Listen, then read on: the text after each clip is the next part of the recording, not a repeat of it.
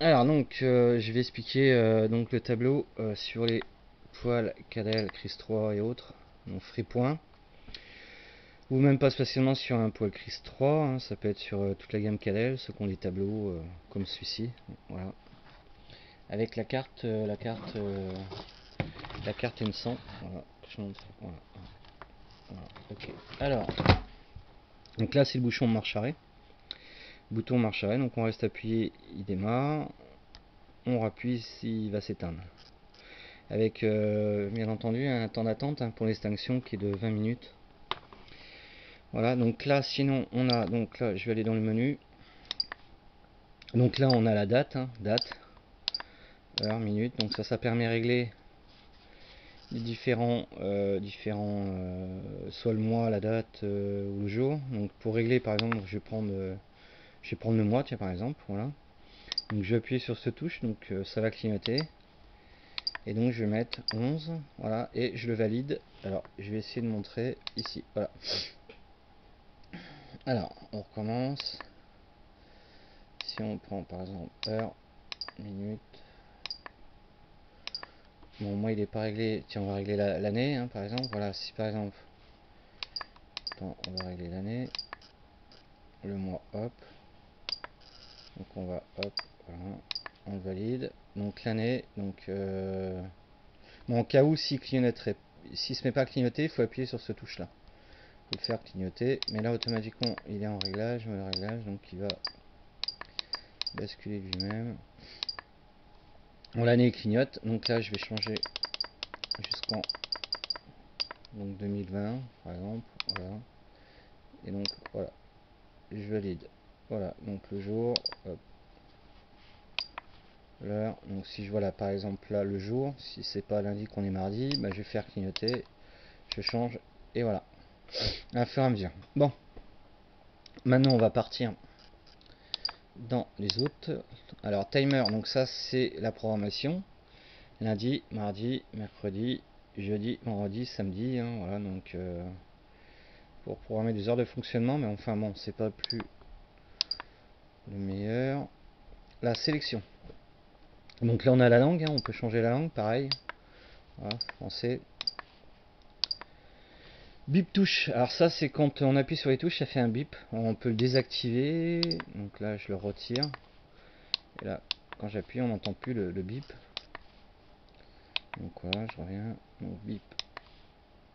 Donc j'appuie sur la touche là hein, pour changer la valeur à chaque fois et je revalide là. Donc voilà, on va essayer de mettre ça comme ça. Donc thermostat déporté. Alors ça c'est quand on met un, par exemple un style Netatmo par exemple, que moi-même j'ai déjà installé chez pas mal de gens. Donc là on va activer, désactiver le thermostat déporté.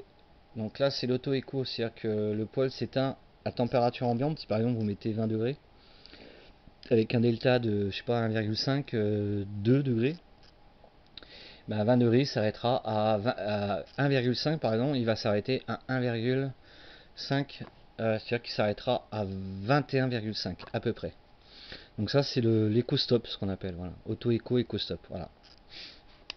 Alors pareil, pour l'activer, désactiver, voilà, donc là il est désactivé, je le revalide, voilà, il est activé, voilà. Après, on a le temps écho, alors le temps écho c'est le temps, le delta T, le delta temps, hein, c'est le temps qui, c'est-à-dire qu'il va tourner encore par exemple pendant 3 minutes là, et si la valeur change pas au niveau de la sonde, il rentrera en mode éco-stop, hein. C'est-à-dire qu'il va venir se couper et attendre après que la température rechute pour redémarrer. Donc voilà, donc ça on peut le modifier, hein, mais bon après il faut modifier 4, 5, enfin, ça dépend de la maison d'isolation. Bon, alors dosage pelé, alors ça par exemple c'est ce qui permet de pouvoir diminuer la quantité de pelé dans l'endroit 0. Par exemple si l'on a du mâche fer, sinon on va essayer de VPN en circulant, on va jouer sur l'extracteur de fumée. Voilà, l'extracteur de fumée, c'est-à-dire que vous allez jouer sur les valeurs qui sont déjà dans la base, qui sont réglées dans la base. C'est-à-dire qu'on va augmenter un pourcentage. Voilà, c'est à 12%, on augmente l'extraction des fumées, c'est qu'on amène de l'air, un peu plus d'air à la combustion, ou soit on diminue l'arrivée d'air à la combustion. Voilà, donc ça on peut corriger par exemple du mâche ferme, la pâte, la cendre dans le bras zéro. On peut corriger ça avec ça. Et là on a le petit pelé, alors ça permet de doser. Alors bien entendu pas trop descendre les pelés. Si on descend les pelés, on diminue la puissance du poêle. Et attention au phénomène de condensation, si les températures TF, températures de fumée sont trop basses, on risque de condenser. Donc faire attention. Voilà. Après, sinon, qu'est-ce qu'on a d'autre? Bon ça c'est le menu technique, technicien, voilà, ça je n'explique pas. Après, qu'est-ce qu'on a d'autre? On a donc sélection, donc pour la température ambiante, pour changer la température, donc c'est-à-dire qu'on va sélectionner ici, on va être 21, 23, 24 et on revalide ici, voilà, d'accord. Donc vitesse échangeur, bon, on la laisse en auto, hein, voilà, le gyro tout seul. Et la flamme, alors c'est la puissance de flamme, c'est-à-dire que la flamme, et ben puissance 1 par exemple, vous avez 5 granulés qui tombent en bras 0 et puissance 5 vous en avez 20. Donc ce qui veut dire qu'on aura une flamme petite à 1, puissance 1, et une grande flamme à puissance 5, et là il va chauffer un peu plus. Voilà quoi. Mais bon, après ça se régule tout seul, hein, le poêle, la carte électronique gère ça toute seule. C'est-à-dire que quand il atteint sa température de consigne, et donc il était à 4 en puissance, et ben il va diminuer automatiquement, il va se remettre à 3, 2, 1, voilà, à fur et à mesure. Voilà. Alors bien entendu, si la puissance de flamme, la puissance du poêle, on l'a bridé par exemple à 2, voilà, à 2, là il ne montera pas plus de 2 en puissance. Hein. C'est-à-dire que voilà, il restera 1, 2, 1, 2. Donc là, le mettre moyenne 4, voilà, sans la puissance 5, il y va jamais, pratiquement jamais. Voilà, sinon quoi dire d'autre? Vitesse échangeur, ça on laisse. Configuration, ça c'est la T. Température, flamme, ok. Après il n'y a pas d'autres informations. Alors par exemple s'il y avait un code d'erreur sur le poêle, il suffit de rester appuyé, je sais pas, en manque de pelé par exemple, ça va être un... Bon, j'ai plus le tête en... Vous n'avez pas rempli le réservoir de pelé. Et donc il n'y en a plus, donc il va s'éteindre le poêle, il va générer un code d'erreur sur l'affichage.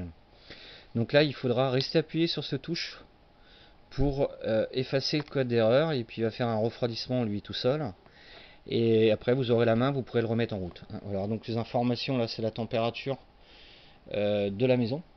Alors moi j'ai une sonde qui est là.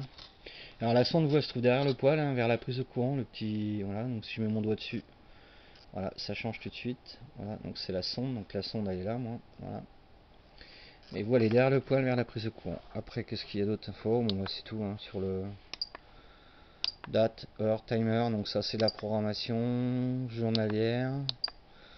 Et puis ça, bah, surtout ça, c'est le auto-écho. Quand on n'a pas de thermostat, je veux dire des portées Wi-Fi, hein, qu'on peut gérer par téléphone, il faut le mettre sur on. Et c'est sur on, c'est-à-dire que le poêle il va s'éteindre à température tout seul et redémarrer à température tout seul, bien entendu, via les PR, les paramètres qui ont été réglés dans le paramètre technicien. Voilà.